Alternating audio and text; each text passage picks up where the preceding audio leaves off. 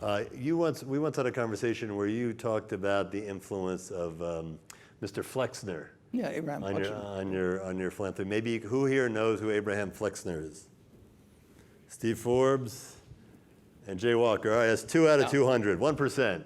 Yeah, when 99%, you know. And when he died, the New York Times ran an top editorial that the final paragraph said words to the effect that he may have been the individual that had the most influence on this country of anyone in the century.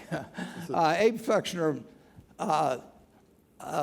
did not look like he was destined for greatness originally, but Carnegie pulled him out in about 1912 or thereabouts to do the study of medical education in the country, and he produced the Carnegie Report, which changed medical education in the United States, resulted in about half of the medical schools being closed, and he had no background for it particularly.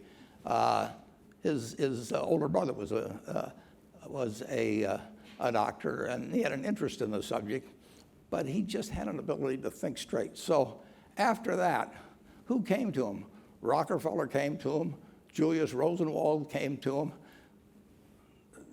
When nobody raised their hand, it was interesting because the Bambergers, for example, Louis Bamberger and his sister, I don't think they had any children, and they came to Flexner now. By this time, this was in the 1930s, and they said, look, we made our money in New Jersey, we live there, we like education, we don't know what to do with our money. All these rich people came to Flexner and said, you tell us what to do. It shows how brains can be more important than money. And he said, I think I've got this idea about an institute for advanced studies, and we could put that at Princeton, and it'd be a huge success and be an honor to you. And they said, yeah, but how do we know we'll really get it on the map? And he said, well, we'll get Einstein.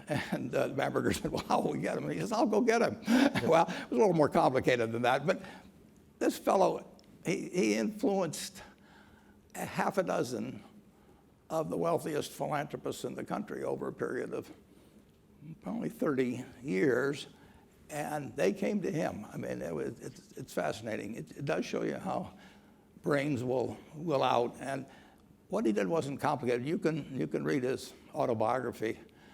Usually before I talk to a group and tout it, I buy up all the copies on Amazon so I can resell them at higher prices. But I didn't do that this time. So my guess is there'll be a few copies there.